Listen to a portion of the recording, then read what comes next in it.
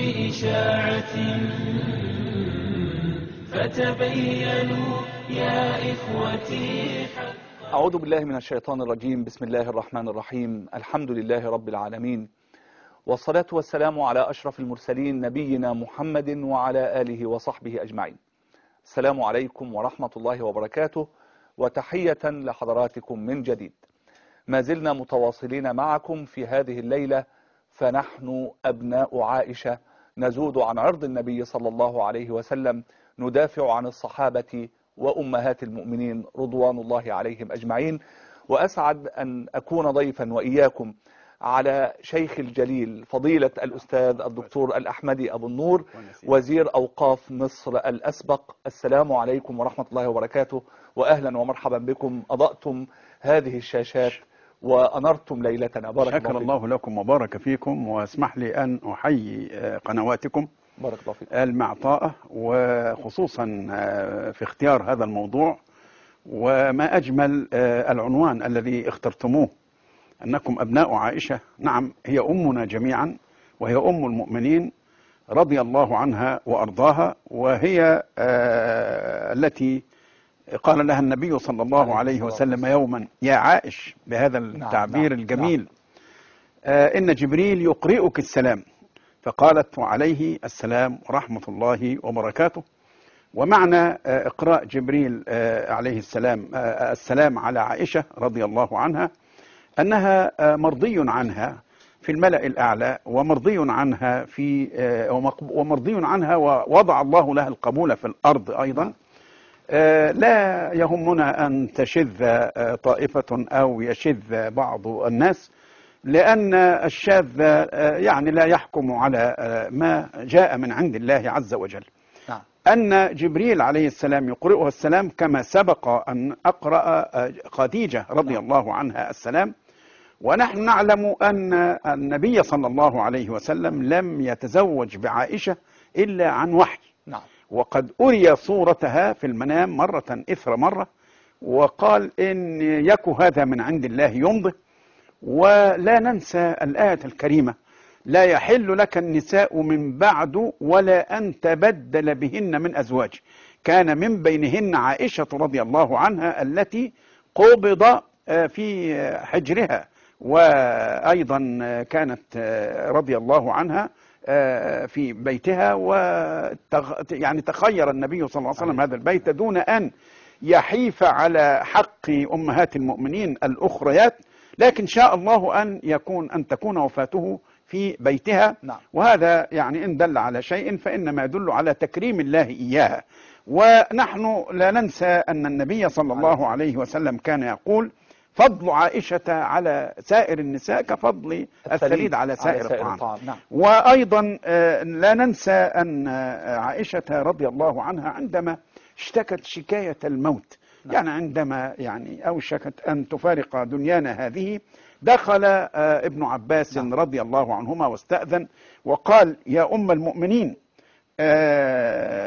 لقد تقدمين على فرط صدق، يعني رسول الله صلى الله عليه وسلم وأبا بكر. تقدمين على فرط صدق، يعني أنت إلى الجنة سائرة. والفرط هو ما يتقدم الإنسان وما يسبقه، ومعنى هذا أنها يعني من أزواجه صلى الله عليه وسلم في الآخرة أو في الجنة، كما كانت من زوجاته في الدنيا. وأيضا كان عمار عندما ذهب إلى الكوفة ليستنفرهم لعلي يعني ما حدث، خاطب عمار فقال: إني لا أعلم، يعني كأنما يقسم، إني لا أعلم أنها زوجة النبي صلى الله عليه وسلم في الدنيا والآخرة، ولكن الله ابتلاكم لتتبعوه أو إياها، يعني لتتبعوا حكمه، ويعني أو تتبعوا عائشة. ولعله كان يتصور أنها إنما خرجت لقتال ولم تكن قد خرجت لهذه المهمة. نعم، يعني إن شاء الله نفصل عما قليل. ولكن يعني فضيلة الدكتور، هي حملة واسعة، وليست بالجديدة ولكنها متكررة. فكم من طعن في أم المؤمنين رضوان الله عليها، حتى أنزل رب العالمين سبحانه وتعالى وجل وعلا تبرئتها واضحة في كتابه الكريم. هذه الحرب الخاسرة، نعم هي حرب خاسرة ضد أم المؤمنين عائشة رضي الله عنها، كما بينتم ظن البعض أن موقعة الجمل كانت فيها مخطئة، وهنا نتوقف نبين لإخواننا بارك الله فيكم. حقيقة فيما يتعلق بموقعة الجمل، اسمح لي أن نستعرض ما يتعلق بأم المؤمنين عائشة، وما يتعلق بعلي رضي الله عنه، وما يتعلق بطلحة بن عبيد الله، وما يتعلق بالزبير بن العوام ومعاوية بن أبي سفيان إلى آخره. نعم. الكل كانوا قسمين بعد أن جاء الخوارج من هنا من مصر وقتلوا عثمان رضي الله عنه، والكل يعني لم يكونوا فريقا واحدا فيما يتعلق بالخلافة وفيما يتعلق بالاقتصاص من قتلة عثمان. بأيهم نبدأ أو بأيهما نبدأ يا ترى؟ نثبت أمر الخلافة أم نقتص أولا من قتلة عثمان؟ نعم. الحقيقة كان يعني رأي معاوية ورأي أم المؤمنين عائشة ورأي الزبير بن العوام ورأي طلحة بن عبيد الله وآخرين أن نبدأ أولا بالاقتصاص، يعني بالقصاص من قتل عثمان. نعم. ثم يعني نتجه إلى ما يتعلق بالخلافة أو البيعة، وبالتالي لأن دم عثمان لا يسوغ لنا أن نتركه هكذا دون أن نفعل ما يتعلق بسرعة الاقتصاص. نعم، يعني كانوا قد دخلوا على سيدنا عثمان وقتلوه وهو قارئ نعم. لمصحفه، وقطعوا أصابع زوجته. نعم. أصابع زوجته أيوة نعم. نائلة بنت الفرافصة. نعم. هذا ثابت ونعلمه.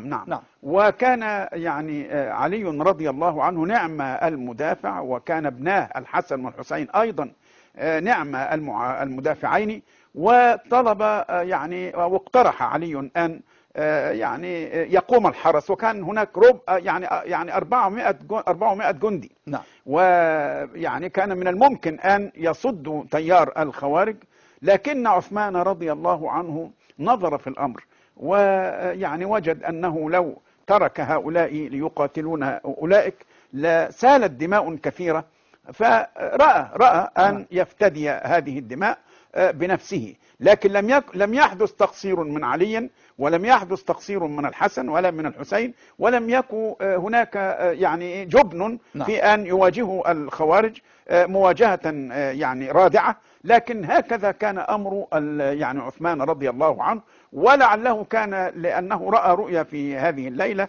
يعني أنبأته أنه راحل إلى الله عز وجل. نعم. ويعني الذين يعني يدخلون مهاجمين يكون المرء مخيرا بين أمرين. نعم. إما أن يقاتلهم، وإما أن يفضل أن يتولوا هم كبره أو إثمه، كما نعم. قال ابن آدم لأخيه عندما قال لأقتلنك، قال إنما يتقبل الله من المتقين. نعم. لئن بسطت إلي يدك لتقتلني ما أنا بباسط يدي إليك لأقتلك، إني أخاف الله رب العالمين، إني أريد أن تبوء بإثمي وإثمك فتكون من أصحاب النار، وذلك جزاء الظالمين. نعم. فهي يعني زي ما تقول هما يعني إيه منهجان.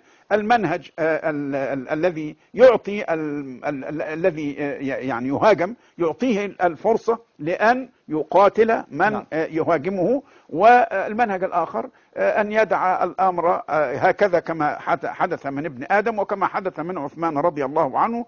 ولعلها يعني اختلافة في الرؤية. الرؤية هنا أنه يوازن بين دم واحد يفتدي هذه الدماء الكثيرة وبين أن يدعها أنهارا تسيل. نعم. إذن فضيلة الدكتور، البداية هي دم سيدنا عثمان رضي الله عنه. هل نثبت كما قلتم أمر الخلافة أولا، وهذا ما رآه سيدنا علي رضي الله عنه؟ نعم. أو أننا يعني نقتص من قتلة ونثأر لدم سيدنا عثمان، وهذا ما رآه معاوية على اعتبار أنه ولي الدم في هذه الحالة. نعم. وأم المؤمنين أيضا كانت ترى هذه الرؤية. نعم. هكذا كان الأمر. لم يكن الأمر أكثر من يعني اختلاف في الرؤية. اجتهاد. كل اجتهد في أن تكون الأولوية ما رآه. نعم. أم المؤمنين عندما خرجت، هي خرجت في شبه مظاهرة، ليست للقتال وليست للمعارضة في أمر خلافة علي، وليست للمطالبة بأن تكون الخلافة لغير علي، إنما يعني رأت أن تكون الأولوية للاقتصاص من قتلة عثمان. نعم. خرجت بهذا، ولذلك هي يعني عندما وصلت إلى يعني منطقة ماء الحوبة. ماء الحوأب. نعم. سمعت كلابا تنبح. نعم، كلاب الحوأب. فقالت أين نحن الآن؟ فقالوا لها نحن أمام ماء الحوأب. فقالت ده ذكرت الآن، لقد قال صلى الله عليه وسلم أيتكن تنبحها كلاب الحوأب. نعم. وهذا حديث صحيح وثابت في مسند الإمام أحمد، وفي مسند أبي يعلى، وفي كثير من المصنفات الحديثية، ومنها صحيح ابن حبان إلى آخره. نعم. ويعني رجال هذا الحديث رجال الصحيح، يعني هو صحيح لا نمتري في صحته. وعندما علمت أنها هنا يعني همت أن تعود.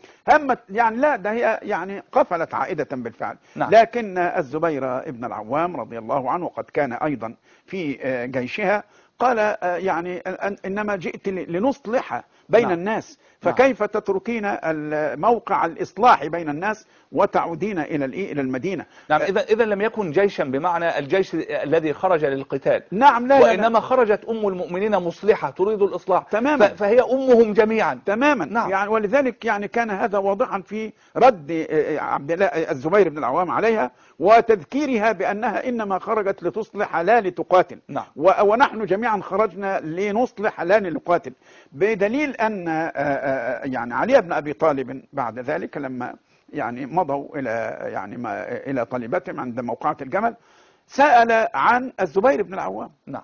وذكر الزبير ابن العوام بحديث النبي صلى الله عليه وسلم، قال له ألا تذكر أن النبي صلى الله عليه وسلم مر عليك وقال لك يا زبير أتحب عليا؟ قال كيف لا أحبه وهو ابن عمي وابن خالي وعلى ديني. نعم. وقال لي أتحب الزبير؟ قلت كيف لا أحبه وهو ابن عمي وقريبي وعلى ديني. يعني ألا تذكر يا زبير أن النبي صلى الله عليه وسلم قال لك حينئذ والله لتقاتلنه وأنت ظالم له؟ عندئذ تغير الزبير بن العوام، وهو أسد الله، وكما يعني نعلم أنه حواري النبي صلى الله عليه وسلم. قال والله لقد نسيته لكني تذكرت الآن. وقفل راجعا يعني إلى يعني مع فرسه ممتطيا إياه، وشق صفوفه. فقال له ابنه إلى أين؟ قال لا، أنا حصل كيت وكيت، ويعني وحكى له. فقال يا أبت إنما جئت لتصلح بين الناس. أكد الهدف الذي قاله الزبير نفسه، ما جاء ليقاتل. ما جاء ليقاتل، لأن نحن ما جئنا لنقاتل، فكيف تتركنا، كيف تترك الموقف دون أن نبلغ الغاية التي من أجلها خرجنا. فقال يعني لقد حلفت ألا أقاتله. فقال يا أخي يا أبت يمكنك أن يعني تعتق عبدا ويعني تتحلل من الحلف. قال سأعتق العبد لكني سأقف إلى أن أرى. فوقف ليحقق الهدف الذي جاء من أجله. ولأمر ما حدث شيء يعني في الجيشين أو في الصفين، عندما دعاهم علي إلى الصلح وأقنعهم، وبعث بعض كبار قواده القعقاع بن عمرو التميمي وكذا، وحاول ونجح في أن يقنع الجميع بالصلح. من الذي يعني ساءه هذا الصلح وساءه أن يتوافق المتواجهان الذين اندسوا في صف هؤلاء وهؤلاء؟ وجدوا أن الأمر إذا يعني تركوه سوف تدور الدائرة عليهم، لأنهم هم الذين شاركوا أو هم الذين يعني تلوثت أيديهم بدماء عثمان. وقالوا لابد أن نعمل عملا. فيبدو أنهم وزعوا أنفسهم فريقا في جيش علي وفريقا في جيش عائشة، إذا يعني ونحن نسميه جيشا تجاوزا مجازا. نعم. وإذا بهم يحدثون ضجة وجلبة ويتنادون